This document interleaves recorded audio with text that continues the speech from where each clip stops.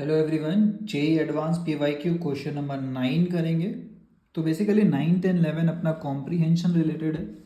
एक लंबा चौड़ा स्टोरी होता है, बट स्टोरी का क्रक्स वही होता है जो कहीं ना कहीं पहले से हम लोग को पता होता है। फॉर एग्जाम्पल इसमें क्या बोलता है, property such as boiling point, freezing point, vapour pressure, इनको क्वालिटेटिव प्रॉपर्टी बोलते हैं। ऑफ प्योर सॉल्वेंट में का ये वाले प्रॉपर्टीज़ जो है सॉल्यूट मॉलिक्यूल ऐड करने पे, है ना, चेंज होता है। Clear? These are called colligative properties. Application of colligative properties are very useful in day to day life. One of its example is the use of ethylene glycol. तो comprehensive question ये बताता है कि भैया आपको book reading का आदत होना चाहिए, नहीं तो दिक्कत होगी। अगर कॉम्प्रिहेंशन रिलेटेड क्वेश्चन आया, आप रिलेट नहीं कर पाओगे ये क्या बोल रहा है। One of its example is the use of ethylene glycol and पानी का mixture. Anti freezing liquid in radiator of automobile, मतलब एंटी फ्रीजिंग मतलब जल्दी फ्रीज नहीं होगा, क्योंकि फ्रीजिंग पॉइंट क्या होता है, डिप्रेस हो जाता है। तो पहले मान लेते हैं अगर 0 डिग्री पे फ्रीज होता, इथाइलिन ग्लाइकोल डाल देंगे तो हो सकता है -10 तक वो फ्रीज ही नहीं हो रहा है, मज़ा आ गया।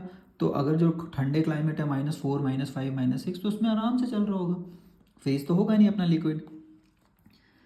ए solution M is prepared by mixing ethanol and pani. अब देखिए यहाँ पे कैच है, सब कुछ सही है, सब कुछ बढ़िया है।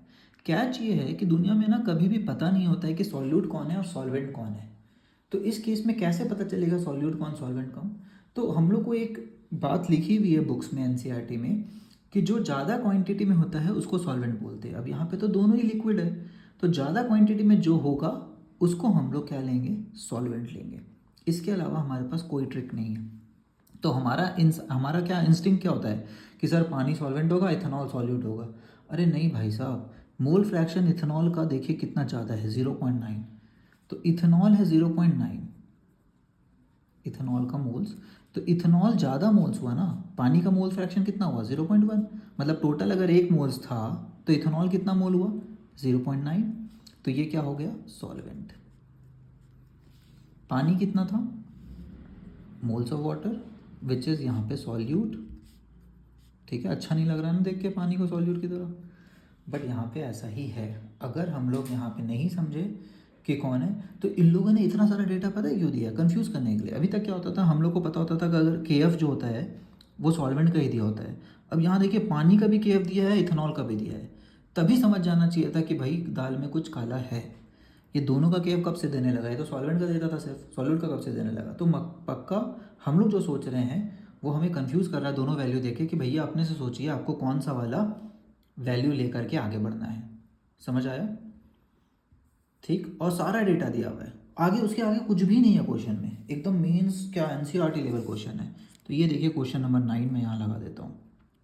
तो 9 बोलता है the freezing point of the solution M is, solution M का फ्रीजिंग पॉइंट बता दीजिए कितना होगा। ठीक, तो एम क्या है, इथेनॉल और पानी का मिक्सचर, ये डेटा दिया हुआ है। फ्रीजिंग पॉइंट का फॉर्मूला क्या होता है, delta T F is equal to, I तो लगेगा नहीं क्योंकि कुछ बोला ही नहीं है, कोई टूट रहा है नहीं टूट रहा है। जब नहीं पता होता है तो हम लोग लेंगे नहीं, डिग्री ऑफ डिसोसिएशन वगैरह कुछ नहीं दिया हुआ है, तो हम लोग के एफ इंटू एम बोल देंगे। मोलैलिटी, मोल्स ऑफ सॉल्यूट पर केजी ऑफ सॉल्वेंट। तो यहाँ मोलैलिटी क्या होगा पहले ये समझते हैं। पहला बात, यहाँ सॉल्वेंट कौन है, इथेनॉल, तो के एफ किसका लेंगे, इथेनॉल का। तो molality is equal two moles of solute, solute कौन है, पानी, केजी ऑफ सॉल्वेंट। ठीक है, इससे भी एक आइडिया लग गया कि भैया मोल्स सॉल्यूट का जो है ना, वो कितना होगा, 0.1। केजी ऑफ सॉल्वेंट, तो सॉल्वेंट कितना मोल्स है, 0.9। तो केजी कितना लेंगे, 0.9 into molar mass of ethanol. Ethanol का मोलर मास कितना आएगा, 46। निकाल सकते हैं अगर किसी को निकालना है। इथेनॉल क्या होता है, ये तो क्लास 10th का कंपाउंड है, 2 कार्बन वाला अल्कोहल। तो 12 इंटू 2, 24, प्लस 6 हाइड्रोजन, 6 प्लस 16, 46 आ गया, 30 प्लस 16, 46। तो 46 हो गया ग्राम में, केजी में कितना होगा, 46/1000, 1000, 1000, और ये पॉइंट का एक 10 जाएगा तो 10 10 कट गया, 100/46, 100/46। क्लियर? ये होगा अपना मोलैलिटी। अब डेल्टा टी एफ को फिर से लिखते हैं, हम लोग को फ्रीजिंग पॉइंट ही पूछा है तो डेल्टा टी एफ पूछा है। तो ओरिजिनल फ्रीजिंग पॉइंट कितना है एथेनॉल का, वो भी दिया होगा, डेटा बहुत लंबा चौड़ा दिया हुआ है। तो देखिए ओरिजिनल फ्रीजिंग पॉइंट कितना है, तो डेल्टा टी एफ से हम लोग को पता चल जाएगा डिफरेंस कितना होगा। तो 155 है, तो 155 के अराउंड वाला आंसर होना चाहिए। अब देखिए किसी को अगर पता चल गया कि 155 से थोड़ा कम होगा, डिप्रेशन इन फ्रीजिंग पॉइंट होता है ना, अब 155 से छोटा कितने ऑप्शन है, सिर्फ एक। दिस मीन्स कि इस क्वेश्चन में कैलकुलेशन भी नहीं करना था, जेई आपको आपके मजे ले रहा था कि भाई साहब आप टाइम वेस्ट मत करना, आप सिर्फ समझ जाओ सॉल्वेंट कौन है, और सॉल्वेंट का ही फ्रीजिंग पॉइंट कम होता है। तो सॉल्वेंट का फ्रीजिंग पॉइंट जब आपको पता चल गया इथेनॉल और 155 है सॉल्वेंट का फ्रीजिंग पॉइंट, उससे कम एक ही आंसर है 150.9। बाकी आपको कैलकुलेशन करना है तो आपकी इच्छा, आप करिए, वहीं पे पहुंचिएगा घूम फिर के। तो के एफ ऑफ इथेनॉल, के एफ ऑफ इथेनॉल कितना है देख लीजिए, यहाँ सारे वैल्यूज़ है।